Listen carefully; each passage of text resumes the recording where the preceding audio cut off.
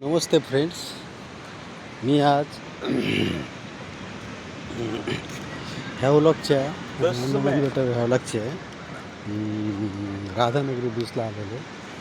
तर हा बघा हा सीन दिसतो ना, सगळं राधानगरी बीचला.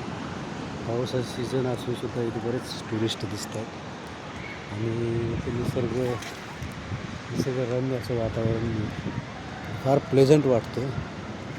आणि असं तुम्ही जर बघितलं तर इथले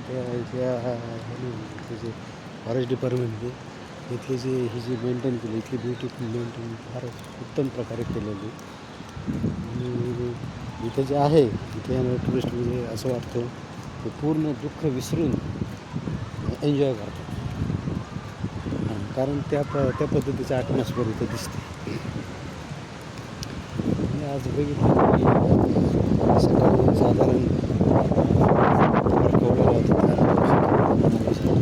1 वाजता निघालो ह्याच्यावर आणि काल आपण दिसला. इथं प्रत्येक टुरिस्ट इथं फार महाग आहे. म्हणजे इथं प्रत्येक गोष्ट फार महाग आहे. म्हणजे आपलं नॉर्मल रेट मल्टिपल रेट दिसल्या वस्तूचा. त्यामुळे आपण कुठलीही वस्तू घेताना आपल्याला गरज आहे तीच घ्यावी आणि गरज आहे तीच करा. अनावश्यक ठिकाणचा खर्च टाळला तर म्हणजे आपले पैसे वाचतील.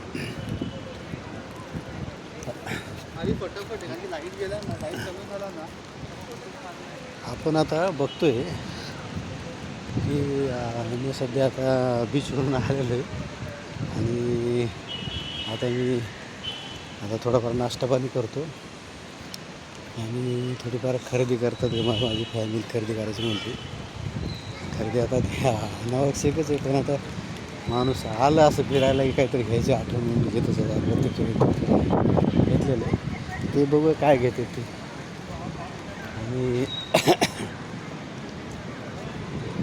अशा पद्धतीने आम्ही इथला एन्जॉय घेतो आहे. बरं वाटते. आता थोडंसं पाऊस उघडलेला आहे. बऱ्यापैकी पाऊस उघडला. आत्तापर्यंत जरा पाऊस जास्त आहे. जेवण करून आता आम्हाला हॉटेलला जायचं आहे. आमच्या हॉटेलला बी काय म्हणतो ते स्विमिंग पूलमध्ये पोहायचं म्हणतात.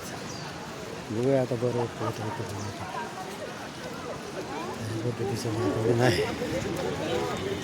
छान दिसतं, बरं वाटतं.